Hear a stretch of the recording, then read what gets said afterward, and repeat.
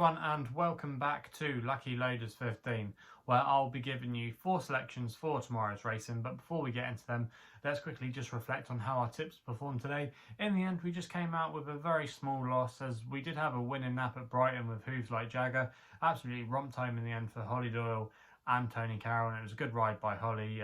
Had him well positioned, and then when she pushed the button, he had plenty left in the tank, and really he was the only one that had really shown any stamina in the past, so that was a good selection there. But yeah, away from that, our other 2 tips were disappointing. Magnetised, just got outpaced and probably didn't quite stay the trip over the 10 furlongs. And then My Lady Grey made quite a few errors during her round of jumping, which ultimately cost her, and she just never got into the race, and she finished well beaten. So they were the 2 disappointments, but hopefully we can do better tomorrow. And like I say, I've got 4 tips for you coming from Goodwood, Catterick and Windsor, and it's going to be Goodwood where we're starting off tomorrow. We're going in the 405, and I'm going to go here with an extra tip called Themaxwecan for Oisin Murphy, and he's riding for Mark Johnson here. Currently available at 11-4 at the time of recording, and I'm going to recommend a 1-point win bet here. Now this horse is slipping down the weights to an attractive mark. He's now down to a mark of 96, which is actually £2 below his last winning mark when he last won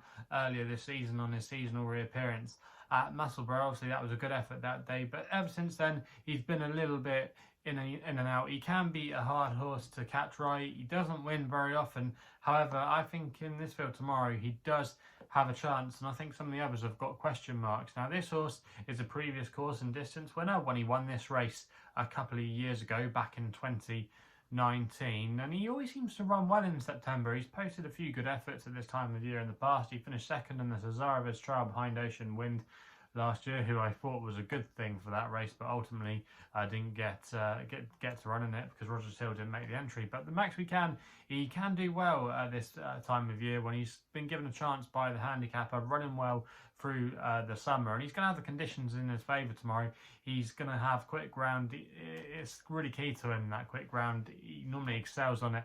And also as well, what's interesting is the cheek pieces. He ran with them on at York, and I think he actually ran not a bad race there at all. That form has been boosted by Island Brave, who won the old Borough Cup at Haddock earlier in the week at the weekend, and that was one of our winning tips at the weekend. So that obviously has been boosted, and I think he's got a good chance in this race tomorrow. Mark Johnson as well does really well with his runners at Goodwood, and the yard are going quite well as well if you look at their strike rate. So a lot of things in the Themaxwecan's favour tomorrow. I think just Hubert, personally, even though he does have a good record at the track, he can be a bit quirky, and he now probably needs to put forward a career best to win this. Also as well, Indigo Times I thought was a little bit of a fortunate winner when winning at Newmarket last time out. They went ridiculously hard earlier on, and it just closed, it just opened up for him in the end. So yeah, that was a little bit of not a fluke result, but yeah, it just fell into his lap that day. But yeah, I do think that Themaxwecan, I think he's got a really good chance in this race, and that's why he is going to be my first tip of the day.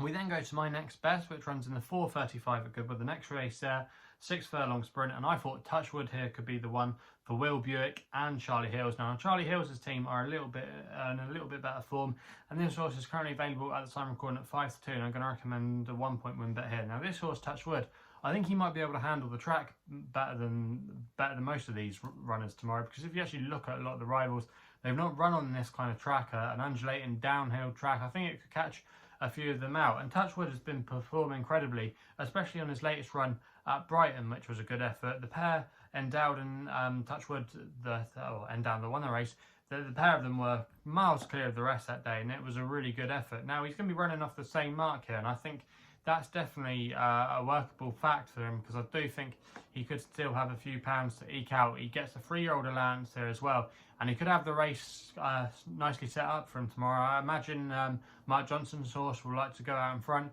and also as well, he's drawn on the right side of the track towards that near side running rail, and we've seen time and time again on the sprint course that is always a good place to be. I think if he gets a nice pace to aim at tomorrow, which I expect he can, I think it will come with a good turn of foot, and I think he'll be there come the end, and hopefully he can get the job done and give us a winner there. So yeah, I think Touchwood's got solid claims in the 435 at Goodwood tomorrow. We then head up north to Catterick, where we're going with another extra tip of the day with Captain Haddock. an amateur race here for Henry Main Claim M5, and he's riding for, I believe it's his auntie, Heather Main, who's going great guns at the moment. Obviously had Iron Brave that we spoke about earlier. The are going along quite nicely, and this horse, Captain Haddock, was a good winner for her last week when this horse took the amateur Derby race at Epsom. He absolutely bolted up that day, and that was actually quite a good field, beating some useful types. He comprehensively beat them in the end, and I think he could still have more to come in this kind of sphere of racing. Now Roger Varian's horse ultimately is the horse they've got to beat tomorrow, but she looked a little bit quirky when she won at Catterick, and she didn't absolutely bolt up there, and that was quite a low grade affair. And Roger Varian's horses haven't been performing that well of late. They've been disappointing, a few of his shorties. They've not been coming over the line. So I do think she's there for the taking tomorrow. Obviously, she is well treated with the fillies allowance, but I'm not sure about her. I'm not sure she'll handle this track either. I think she's got a few things that may be going against her, and we haven't seen her for a while either. So a few question marks there about the favourite. And I just think Captain Haddock, I think he's got a really good chance in this race. I think the ground will be fine. I think the track will suit him down to the ground, and he's got a good relationship with Henry Main, who's won on him twice this year. So a lot to like about the chances of Captain Haddock, and he's going to be my pick in the 440 at Catterick. We then go to the Nap for the evening action at Windsor in the 6:45. I'm going to go here with Kelmscott for David Prober and David Manoussier. This horse at the current time recording is again available at 5-2, and I'm going to recommend a 1-point win bet here. Now this horse, Kelmscott, is a frustrating horse. He was very frustrating for us last time we put him up when he finished 4th at Brighton. He was slowly away that day and he kind of blew his chance. But he did run a bit of a funny race, and then he was staying on again strongly towards the end. That was actually quite a good race that day. I do think this horse is unexposed and he's running over the right trip, and he could still have a little bit more to offer. He was actually dropped £1 for that last run, which I couldn't believe. I thought he'd be running off the same mark, but he was dropped £1. So I do think he is on a good mark. He was wearing first time blinkers that day, and they're going to be persevering with them again tomorrow, but he's going to be wearing slightly different blinkers. He's going to be wearing eye shield blinkers, which I think could maybe make the difference, and the race could just set up quite nicely for him tomorrow.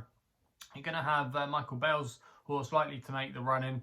Could be dangerous if getting his own way out in front, but he does have stamina to prove. When he tried this distance earlier in his career back in the summer, he got found out. He wasn't staying the distance, and his best form recently has been coming over 10 furlongs. So I do question the step back up and trip. I'm not sure if it will suit him, and I think it could set up for the closers. And Kelmscott, like I say, if he can just be a little bit sharper away from the gates, I think he's got a cracking chance in this, and I think he could go off favourite tomorrow come post time. So Kelmscott he's going to be my nap of the day, and he runs there in the 6:45 at Windsor. So they're the 4 tips for tomorrow's racing. If you're still enjoying these videos, remember to hit that thumbs up button. Also as well, subscribe here to my YouTube channel at LuckyLoads15, and it means every time I upload a video, you get a notification to your email inbox. Also as well, let me know in the comments box below what you'll be back in tomorrow. If you want to follow me on social media, Twitter is the place to do so, where my handle is at LuckyLoader15. And if you want to find out a little bit more about myself, my website is www.chrisloaderracing.co.uk. So please gamble responsibly. Hopefully we can have some winners for you tomorrow, and we'll be seeing you soon.